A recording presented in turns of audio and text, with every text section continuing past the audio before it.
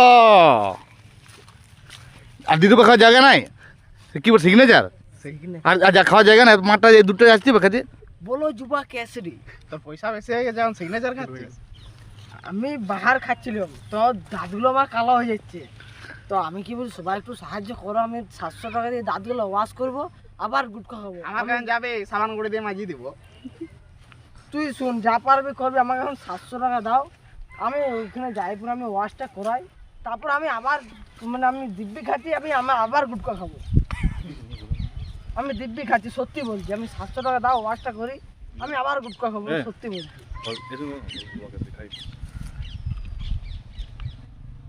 যুবক